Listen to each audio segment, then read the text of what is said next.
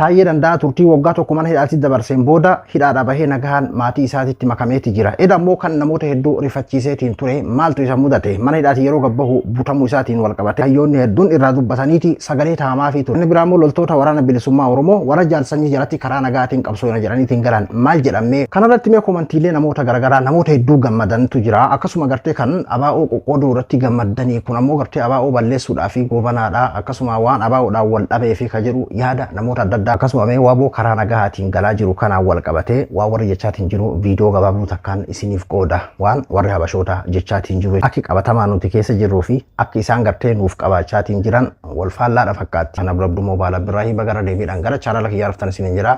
Taayee danda'a reedoo deetaa ministeera nagahaa mootummaa keessa taa'eetiin mootummaa falmuudhaan mootummaa keessa taa'ee mootummaa balaaleffatuun haga gartee muummicha ministeeraatiin nama dhiiga ummataatiin taphatu aramane jechuudhaan dubbachuudhaan nama jalqabaatiin fakkaata keessattuu bilisiginnaa keessatti eega garuu haga nuti uf barre yeroo gaddaa wayyaanee kana keessatti nama jalqabaati jedheetii yaada. Nagaa buusaa dhiiga namaatitti hin qoosinaa jechuudhaan boodarratti yeroo gartee muummicha ministeeraa irratti jecha hadhaawaa san darbatutti angurraa buufamee akkasumatti hidhaa seena. Hidhaa waggaa tokkootiin boodarra nagahaan ijoollee isaatti dabalameeti jira. Taayee danda'a kaleessa mirga wabiitiin yeroo mana hidhaatii turtii waggaa tokko booda gadi dhiifamu hulaa duraan namoonni gartee maaskii haguuggataniin butameetiin akka fuudhame poolisii federaalaatiin fuudhame jechuudha. Miidiyaaleen hedduun haadha manaa isaa waabeeffachuudhaan gabaasaatti turan akkasuma gartee hayyoota keessaa Johaar Muhammad keessattuu gartee kan ajaa'ibsiisoo guddoo ta'e eegenni bahee booda wanti inni dubbatee fi keessattuu kan Taayeedhaaf sagalee ta'e jechuudha. Johaar Muhammad yeroo mana hidhaa duraa inni butameetiin bakkee geeffame wallaalame jedhame san afaan Ingiliziin akkas jechuudhaan barreesse.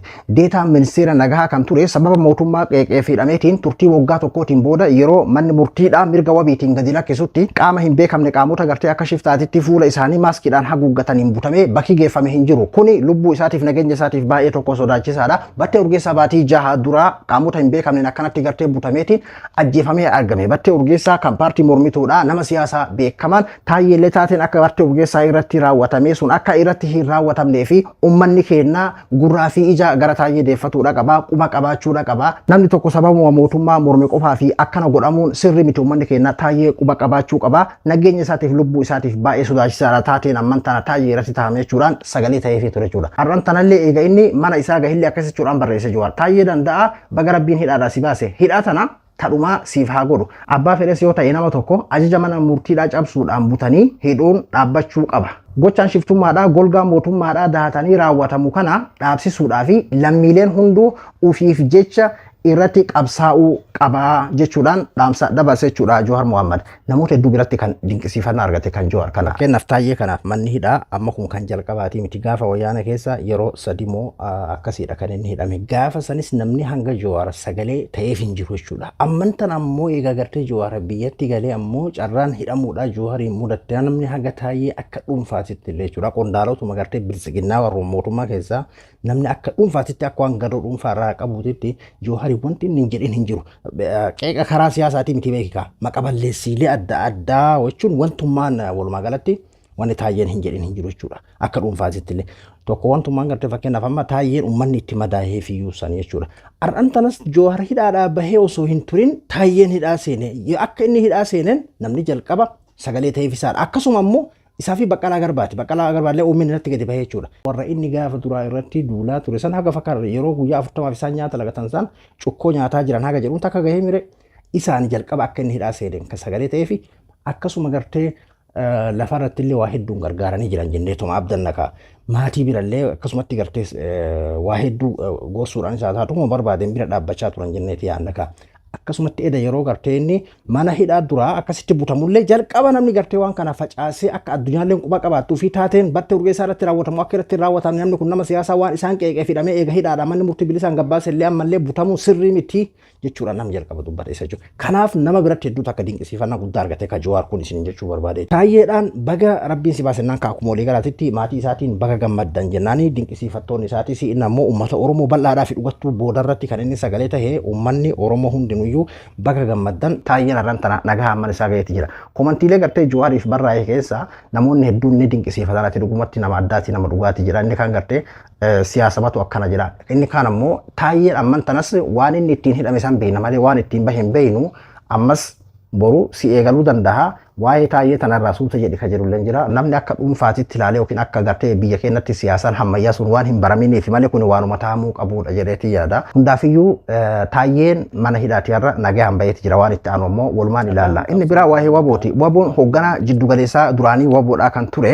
jaalsanyiin eega mootummaa waliin mootummaa naannoo Oromiyaa waliin eega karaa nagaatiin qabsoona jechuudhaan walii mallatteessanii booda loltoonni waraana bilisummaa Oromoo jiddugaleessa jaalsanyii jala kan turan bal'inaan kan isaan galaatiin jiran jechuudha. Simannaa adda addaati kan agarsiifamaati jiru karaa miidiyaa mootummaatiin akkasuma yaada namoota namni gariin gammadeetii daangaa dabraa inni kaan ammoo waboo qoqqooduudhaaf yookiin ammoo akkas bitamuudhaan maal ka jedhu fakkeenyaaf jaalsanyiin kan inni dubbate nuti harka kennannee yookiin ammoo loluu dadhabnee booji'amnee akkasitti hin fudhatina waamicha ummataatii fi gartee ummata sangaa camadee maal jedheen waame san yaabichi isaanii san fudhanneeti galleedha jechi gartee jaalsanyiin dubbate illee jechuudha. Nuti waan inni dubbate san illee ni kabanyaaf osoo gartee fakkeenyaaf bosona keessa taa'ee murna biraa ta'eetiin ka isaa yookiin ammoo obboleeyyan isa sanis ka walitti dhukaasu mootummaa wajjinis ka walitti dhukaasu taate xaaxama biraati jechuudha. As deebi'ee karaa nagaatitti ifa baheeti mootummaa wajjin mallatteessee galuun furmaata guddaadha. Hayyoon illee kanaadha kan jechaatiin turan jechuudha. Kanaafuu anammallee akka nama tokkootti irra deebi'ee waan hin jedhurraa warra galee anamma akka nama dhuunfaatitti paartii leellisu paartii gartee imalu malee du'een bada san malee du'een bada jedhu hin qabu. Garuu ammoo biyyi teenya sun yoom dimokiraatawaa akka gara siyaasa hammayyaa kan addunyaa irratti argaa jirru sababa siyaasaatiin namni wal hidhuun sababa siyaasaatiin wal ajjeesuun wal farrajuun namni haga gartee gadi baheetiin galuu dadhabe takka mallaqaan wal gurguruun haga sadarkaa bar humnaan aboo gadaa kana keessatti bar biheraawiin deebitee nama humnaan qabaniiti yoo hagana miliyoona kafallee 500,000 kafallee lola oofna haga jedhamu takka sadarkaa kana jirti bar biyyi keenya. Gadaa jaarraa kana keessatti waan gaafa dargii taamisan jechuudha. Waan gaafa ilisilas taamisan fa'aa argaati jirra bar. Haga namni kabaja dhabee haala akkana kana ta'e hundi kun hundi faallaa waan gartee dimokiraasiin hin jirree fedhaaf hin miree kun hundi faallaa dimokiraasiiti jechuudha. Qeerroolleen kan inni gartee qabsaa tureef kaleessa kanarraa bilisoomuuf jechuudha. Dhiirarraa bilisoomuuf jechuudha. Osoo kunummaan biyya keenya keessatti furmaata argatee akka nama tokkootti an kana gammachiisu akka nama Oromoo tokkootti jechuudha. Garuu ammoo paartii magartee maqaa Oromootiin qabsaa'u kamiifiyyuu kabajaan qabaan yoon an deeggaruu baadhee nama deeggarutu jira. An ilaalcha kiyya kan isin jechaatiin jiru jechuudha. Kanaafuu an nama gartee bosona jirullee du'een bada akkamitti maal achi godha maal bosonaa godha hin jedhuun yoon an deeggaruu baadheesi Oromoo deeggarutu jira kabajaan qabaaf ani yoo gartee sirrii miti jettee amanuu baadhee jechuudha. Akkasuma gartee ka bosonni naaf gahee jedheetiin gadallee waan barbaadeef iyyuu haa galu inni kabajaan qabaaf jechuudha. Ani yoo ofitti gammaduu baadheesi nama itti gammadutu jira. Oromoon akkanaa waan ta'eef jechuudha. Ana malummaan anaafis irra dhaabbatuu qabdi jalqaba jechuudha. Karaan fedhu malee karaan biraa hin jiruun anaafis irra dhaabbatuu qabdi dura warra gartee hooggansaa kana qofa komachuu osoo hin taane waan ta'eef jechuudha. An akkas jedheeti nama akkas. Kanaafuu ani adeemsa isaanii deeggaruu fi deeggaruu dhabuun akkuma jirutti ta'ee ammoo kabajaan qabaaf. Kabraa namoota hedduun argaman kan yaa Rabbi nagaa buustee nageenya nu bu'e jedhaniitiin gammadanii gartee daangaa dabran. Kuni nagaa buusaa kan jedhudhaa fi warri gartee silaa wal lolaniin murni waraana bilisummaa Oromoo kuni murna tokko kagalee kan biraa ammoo bosonatti hafee jira waan ta'eef nagaan buusu kun ooyi xiinxallaa siyaasa nama feesisaa kun anaafatti illee ni agarra bar.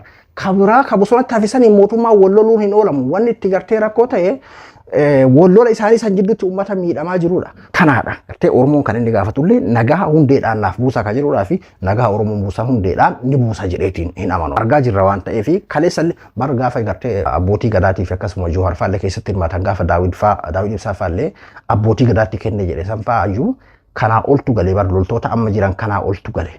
Nageenyi bu'ee jira. Gaafsa waboon hagana humna qabu. Hatta warri mootummaa kana caala deeggaramaa ture jechuudha yeroo san. Waboon garuu san caala babal'atee numaachi booda godinoota garaagaraa keessa kan inni faca'e jechuudha. Ammas warri wal lolaniin kun bosonatti hafee waan jiruufi wal loluun isaanii hin oolamu waan ta'eef kanaaf warri gammadanii daangaa dabartanis nageenyi waaraan sun hin dhufu dhugaadha naannoo gartee amman tana keessaa galame kana keessatti waraanni biraa hafimoo hin hafne ka jedhuudhaa fi anaatillee wanti irraa beeknu hin jiru. Kabiraa immoo yaada warra gartee faannoo deeggaranii kan kennataa jiranidha. ኦነግ ሸኔ ቡድን በእነ አዳነች አቤቤ ፍቃድ በአዲስ አበባ ሊሰፍር መሆኑ ተገለጸ። ከሰሞኑ አቶ ሽመልስ አብዲሳ ታረኳቸው ያሏቸው የኦነግ ሸኔ ታጣቂዎች በአዲስ አበባ ጉብኝት ላይ መሆናቸው ተገልጿል። እነ ሽመልስ አብዲሳ ዓላማቸውን ካሳኩላቸው የኦነግ ሸኔ ታጣቂዎች ጋር ከሰሞኑን አደረግን ያሉት ስምምነት እያነጋገረ ቆይቷል። ሁለቱ ሸኔዎች እርስ በርሳቸው ያደረጉት ስምምነት አማራውን ከማሳደድና ከመጨፍጨፍ መልስ የተደረገ መሆኑም ይታወቃል። ታዲያ እነዚህ ስምምነት ፈጸሙ የተባሉ ገዳይ ዘራፊ አጋችና ጨፍጫፊ ቡድኖች በእነ ሽመልስ አብዲሳና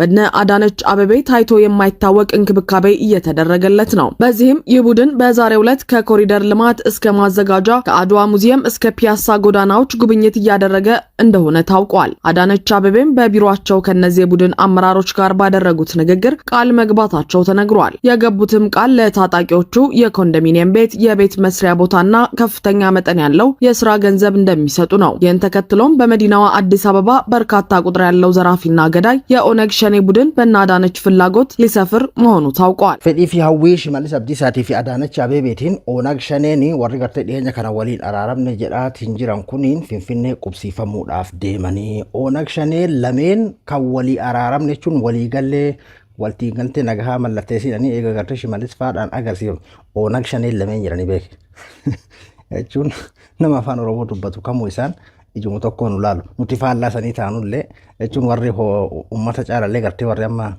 siyaasaa keessattuu gartee amma warri biyya bulchaatiin jiru faallaa sanii yoo ta'e iyyuu Oonag Shaneen lameen jalqaba kan irratti walii galan eega Amaara buqqisuuf Amaara balleessuuf maal jechuun isin jette beeka balleessuuf sanirratti eega hojjetanii booda amma immoo walii galtee mallatteessine akka jedhamu kanarratti akka Finfinnee qubsiifamuu deemanii fi qabeenya gurguddaan akka ittiin dalagatan qophaa'ee fi koondomineemiin adda addaa kan Finfinnee ittiin qubsiifamanii akka qophaa'eetiin jiru zarii Oonag warra cafcaafii fi gartee warra nama waan isin jette beeka kanarraa kan ka'e maal godha jechuun irra deemina ofii farrasuutti jirra beeka jechuun warri Oonag Shaneen lameen ajaa'ibaami. Fakkeenyumaa fi waan kana keessaa isin dhageeffachiise nageenyi gartee guutuu Oromiyaa keessatti akka bu'utti waboo guutuu waliin nageenyi hin bu'amne osoo waboo guutuu waliin nageenyi bu'ame maaltu jedhama akka jedhudha. Zaraa fi cafcaafii waboo akkas ture Amaara akkas godhe maalii akkas godhe san amma nuti karaa keenyaan amma akka nama dhuunfaatitti faannummaan sun osoo mootummaan jara waliinis nagaha buusee filadha kanuma gartee uummata keenya gartee morma qalee haala akkasiisan godhe san jechuudha. Yoo kaleessa zaraa fi cafcaafii akkas ta'e kana godhe yoo jedhameetumaan itti fufame kama biraatu achi boodaan dabalamaami jechuun Oromiyaa keessa nagaa bu'e waboo waliin nagaa buuse jedheetiin fudhaan murna takkattiidhaaf mootummaan meebi ajandaa siyaasaatiif waan tokko jechuu danda'a warra galeef kabaja qabaatuun kiyya akkuma jiru ta'e anama kanam tokkotti nagaa buusa jedheetiin yaadu boruma gartee boruu agarra bar torbaan booda baatii takka booda wal waraansi itti fufa uummanni jidduutti miidhamuun itti fufa haga xiqqoo takka naannoo san keessatti nagaa yeroodhaaf buusuu danda'a hin beeknu san irraa walumaan itti dhufnee ilaalla garuu amma Oromiyaa akkaataa nuti keessa jirru hin beekanii warri jechuun warri aangoo irra jiru fakkeenyaaf amma warri biltsiginnaa aangoo isaanii malee waan biraa hedduu waan isaan irratti xiyyeeffatan natti hin fakkaatu garuu numaa kan akkaataa ittiin ulaalamne ilaalama ammoo akkuma jirru jirra jechuudha. Oromiyaan ammayyuu akkuma kaleessaa jirti osoo wanni hunditti gartee uummata kanaaf uummata fidu osoo dhufee maaltu jedhama nuti ammayyuu isaaniif isaan waliin akka nagaha buusanidha hawwina warri akkanatti bu'aatiin jira jechuudha. Ammoo nuti ammallee nagahuma hawwina faannoo wajjinis waraana bilisummaa Oromoo wajjinis mootummaan hunda waliinuu mari'atee rasaasni biyya san keessa dhaabbatee siyaasa ammayyaa gara nugusummaa irraa siyaasa ammayyaa waloon biyya bulchuudhaatitti gaafa biyyi teenya dhufte akka nama biyya jaalatu tokkotti illee akka nama biyyuu fi jaalatu tokkootitti kanaadha jechuudha hawwiin kiyya. Abdabdummoo baala biraayii hanga qophii biraatti waliin deebinutti nagaan naa tura.